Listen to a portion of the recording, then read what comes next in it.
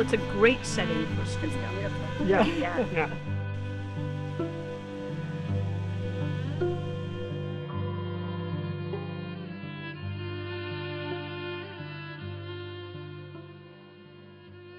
When he came to a show, I had you at a show at the College of Herrington.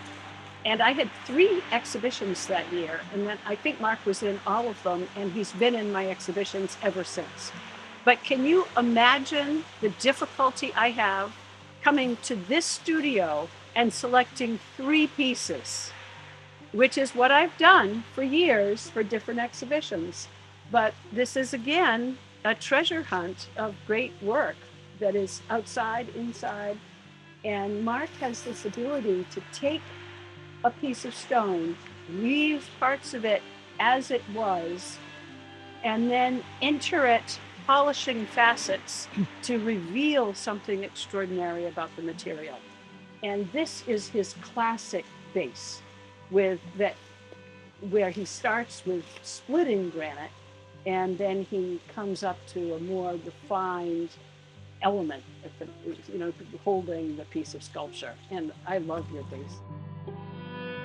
I think what it is for me, it's a way of getting up to a height that I like. And, this part kind of becomes the base, and this kind of becomes an extension of the ground. Even though it's massive, that format doesn't, it loses some of that mass visually. True. Can you tell us how you found this place? Well, yeah, I was a woodworker, and I was shopping for property to build my wood shop on. And I found this, and it was the cheapest piece of property around. And I was putting the final piece of plywood on the roof. And I looked out at this stuff. I want to go work with that stuff. So then I went and got a job in the stone industry, and basically have been doing stone ever since.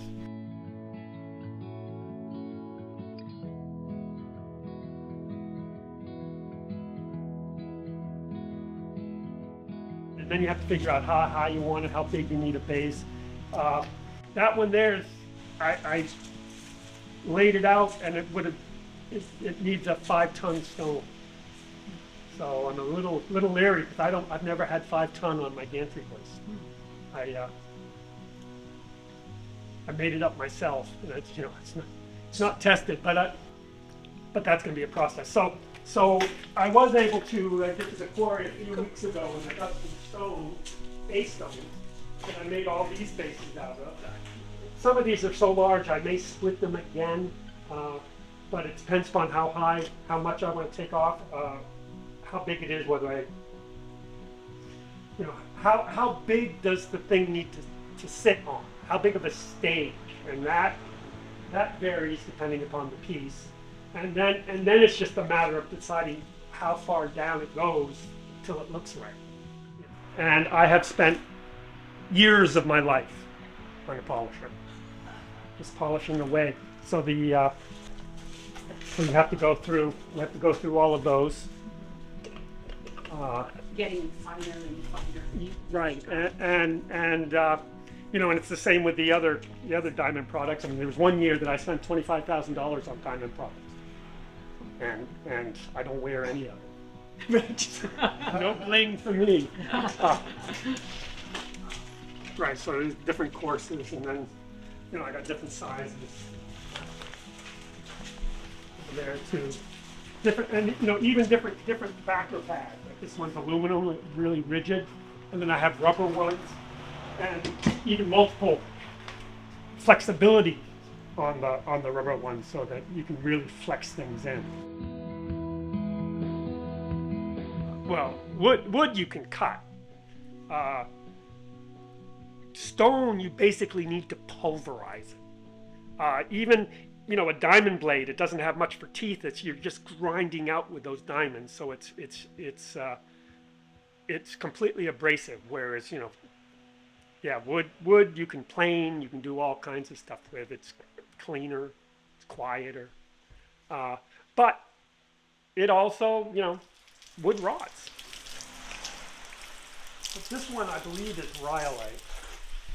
You can kind of see the interesting stone, and these movement stones, by movement I mean, grain. If you cut it one direction, you may see the lines, and you cut it the other way, and you don't.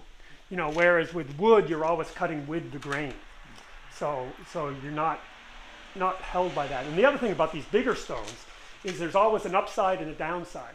Most of the big stones fell out of the quarry. They were suspended in the ice, so they just drop on the surface. You don't necessarily find them in the bottom of gravel pits. So one side has all of this texture on it, and the other side that was down does not. And that's just from wind and weather erosion. And that's what I love. They wear their heart on their sleeve. So you can just kind of tell they've been through hell.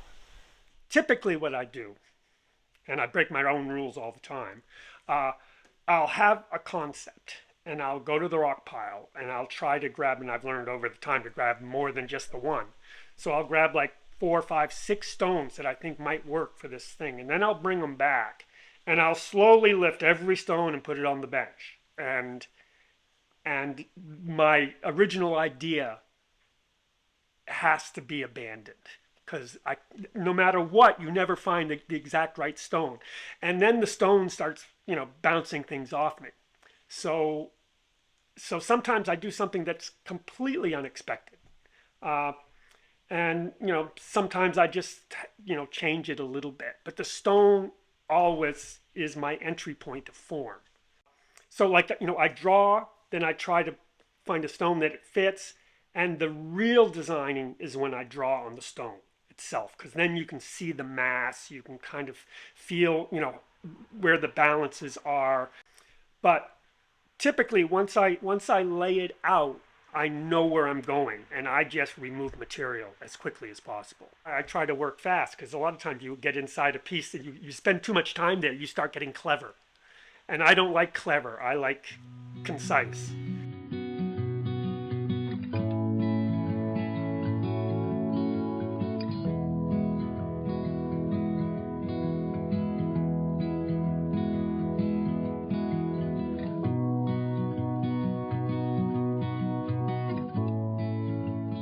Scale changes everything. It's like,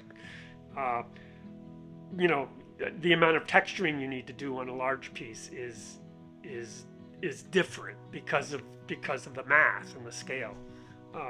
And a big piece, it's easy to clutter it up, so it's almost harder to keep even. The other thing about larger pieces is when you're having to hoist it, to make a turn, sometimes it'll take me 4 hours to make a turn just to be able to cut this one surface, whereas smaller pieces you can just roll them over, because they need to be braced, they need and some of my pieces have a lot of sides, so I end up moving them a lot because I don't like to work upside down. I like to work where I work.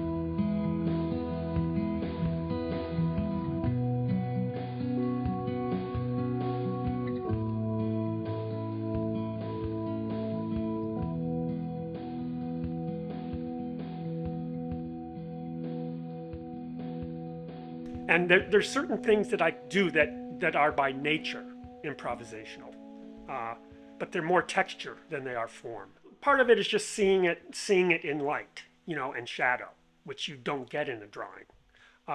And sometimes you just, you want to bring more color into something. And depending upon how you finish it, you can bring in more shadow more, you can up the tone, you can down the tone. You can't, unless you paint it, you can't change the color, but you can play within the tones. But I had to do something, and that's the view of Scudic Mountain. You can't really see it because of all the leaves. That's great. This is a landscape. This one here. So I was. It was like the 1st of April, and it was a beautiful day. I could suddenly throw the doors open. I had all this energy, but I didn't know what to do. And right over there is Scudic Mountain. So I decided, I'm going to be a plein air sculptor.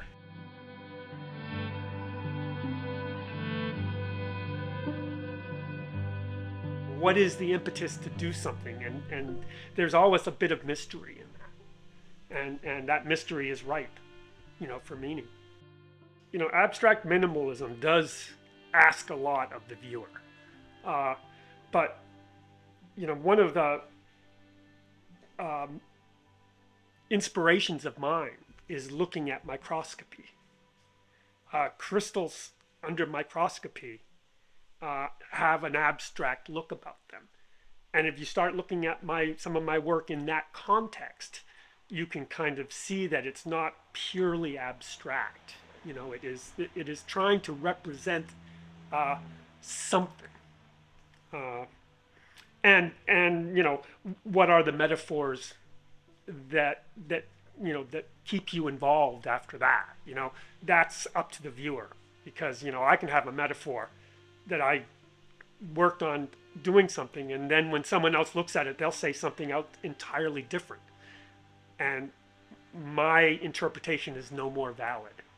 Particularly when the metaphors actually have some kind of overlapping emotional content. Then it's, I feel like I've succeeded. They may have a different story, but it's the same type of feeling.